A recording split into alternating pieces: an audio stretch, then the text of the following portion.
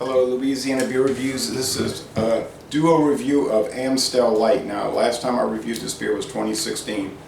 I first tried it in 1997.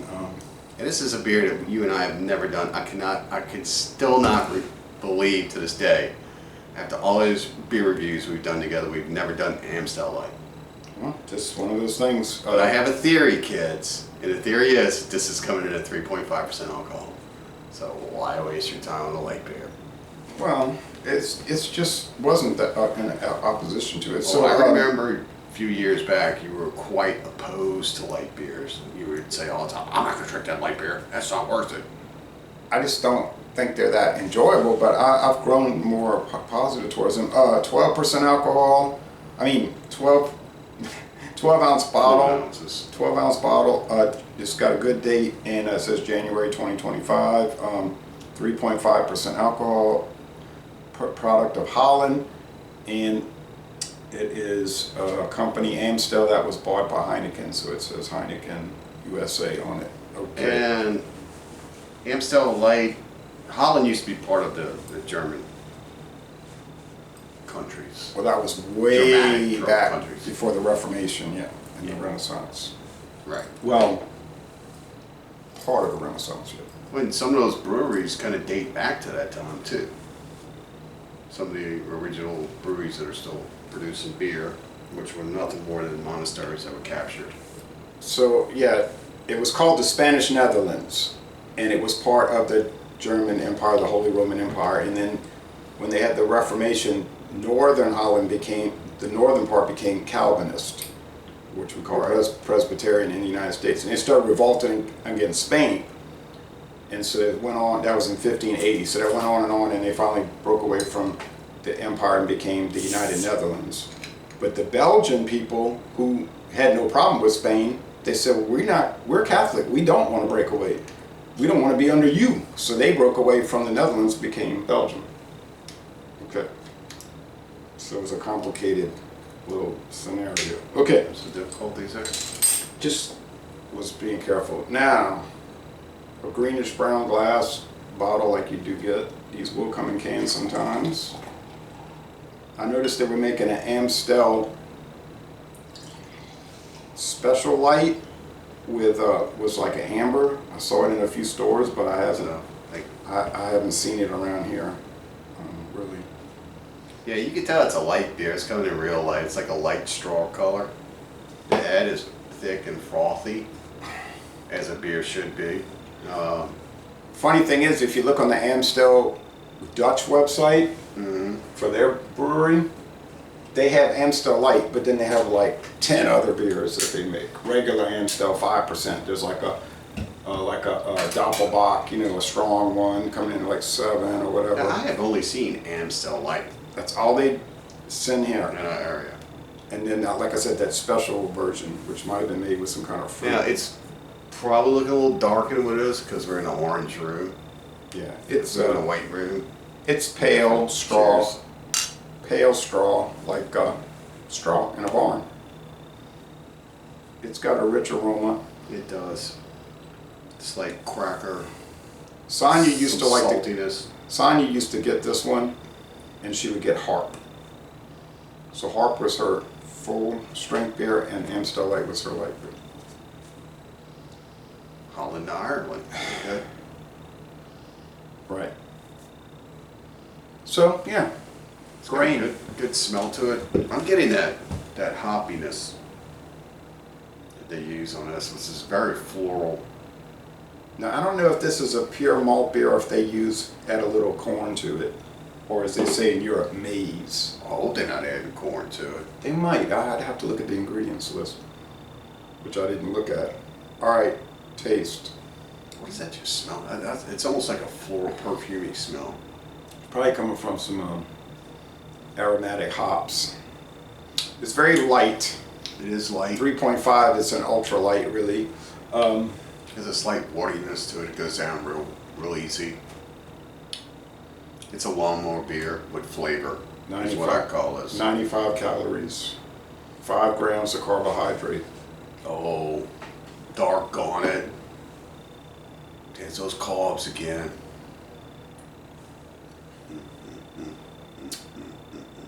There you go, you burnt them up. Does have a little body to it. So mostly dry finish. The bitterness is nowhere to be found. Maybe 1 out of 5 hop cones. There's bitterness 2 out of within 5. within the beer flavor itself. It does have an overall beer flavor with an overwhelming watered downness. 2 out of 5 sugar cubes. So it's almost like, you know, what the old folks used to do when they drank a beer on a hot day. They'd take a regular beer, pour it over ice. Yeah, So it's almost like that. It tastes like a beer that's been poured over ice, and what you got left is like watered down beer. When we were in Arizona, my grandmother did that. We were at this restaurant, and I can't remember what beer it was. Was it hot when y'all were there? It was in the summer. Do you know why they did it? And she was like, I want a beer. And so she said, can I have some ice? And I said, why are you pouring a beer over ice? Did she get a Red Dog? It's good like that. Oh, when we got back home. Did she get a Red Dog? When we got back home. Why? How do you think I know this? Because I probably told you the story. Many times. Just saying, it's the only example of anybody I knew that was drinking beer over ice. Well, my grandfather used to do it. They all used to do it. I even asked them when I was a kid, why do y'all do that? And they're like, whoa, you gotta stay hydrated. That was their thing. So if you could actually separate, I could do that. I could taste, which is really good about this beer, is I could taste the wateriness in it, and I could also taste the complexity of the beer in this. So if you separate the two, which I know you can do, and just try to taste the beer itself outside of the wateriness, it's actually pretty good. Do you agree with me saying 2 out of 5 sugar cubes? That it's mostly dry? I think it is dry, but I'm gonna go 1 sugar cube. That's a little. I'm gonna go I 1. think it's that dry. But I think the hoppiness here is more like herbal. And the reason why I dropped the sugar cube on that is because, to me, the overall iced watered effect going on in this beer affects the sugar. Herbal hoppiness. It is not herbal. Yes. bitter hoppiness. No, it is herbal hops. Okay, so if you got to score it as its style. Like you can't. I used to do that. I used to say, well, for beer overall. Well, how do you even say that? Because every beer is in its own style.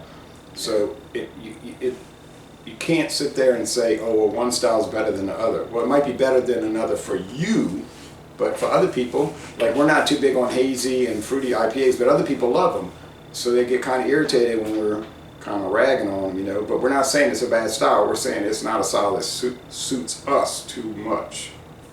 If you like the fruity and hazy IPAs, well, you should drink them. There's no knock against that. It's like I always say, there's a time and space for every beer that's made in your life. I don't know about some of them.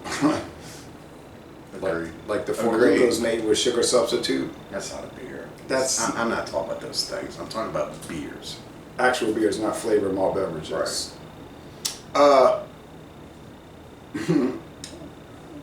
Yeah. Okay. So I'll score this.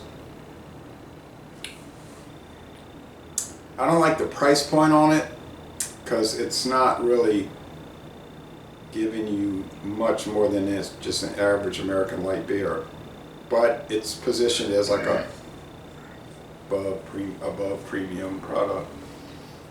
It's kind of like a confusing thing to me. I don't know why they sell Heineken Light and Amstel Light if they're coming from the same company and they both are around the same ABV. I guess they figure most people aren't going to research it and realize that Heineken makes two it. different beers. They're not the same beer. I know that. But I'm gonna. It's just like saying, I don't know why they make Miller Genuine Draft if they're just going to take a bottle High Life, because that's the same beer. Well, that's. Well, now remember, Genuine Draft is cold filtered and High Life is pasteurized. Same beer. And there's some other differences. Genuine Draft uses hops and High Life uses hop extract. I'm gonna give it a 90. This a 90. A-, getting into excellent, but it tastes just like when I tried it in 2016. And I think I might have said the same thing then. But I don't thought about it. I'm going to give this a 93. I think it's a very good beer in its class and its style. I would even step out on a limb and say this is probably one of the best 3.5% alcohol beers I've tried. I think it's a very good beer. You know, you can't go wrong with Amstel Light. It's got flavor. It is very light. It's almost like an ultra light, but it's one of the most flavorful ultra lights I've ever tried. And I do like that you can taste like that water effect going on with it. You don't have to worry about anything with a beer like this. You could drink this and you're good to go. And doing anything, I would say. I'd have to blind taste test it against other ones to be sure, but I'm favorable towards it. I wouldn't give it a 90 if I was unfavorable to it. And I didn't think this was, you know what, if we got to put it up against the almighty Mick Ultra, because that's the only thing that would be the standard, I would say, and all ultralights would be the Mick Ultra. A lot of Yeah, and I'm not sure which one I'm not sure which one I would go with this one because, you're saying price point. This was right at the same price, if not cheaper. Yeah, I can believe that. This was, because a case of that Mick Ultra, that stuff's like almost $30 a case. Yeah. This was $9.99 a 6-pack. I thought it was a very good price, considering it's an import as well. It's made with quality ingredients. I think it's very good. I'll give it a 93. I might even bump it. All right, so 93 out of 100. I'm saying 90, so we're averaging around 91 and a half. So good stuff. It's a good beer. Not a bad beer, and it tastes like a beer. I remember there used to be a lot of those other beers opposing. Used to be a lot of TV commercials for this beer. Remember? Yep. But we need to get their other varieties. Don't just send us this. We would like to get the mid-strength, the super strong, and I think there's some flavor ones. I could live without those, but I'd like to try the Are you mid-strength. sure we didn't have regular Amstel at one time? I'm not sure, because it could have been in '83 or whatever, but in my beer drinking experience for 25 to 30 years, it's only been the I like, think in the early 90s we had, around the late 80s, early 90s, we had regular Amstel. I don't remember that. All right, but like I say, I could be mistaken. So, ladies and gentlemen, bon temps roulette, and we're going to end this review by saying y'all go to the Netherlands Or your local grocery store and pick this up. It's worth trying. and take a brewery tour. Drink better beers, kids, and this is one of them.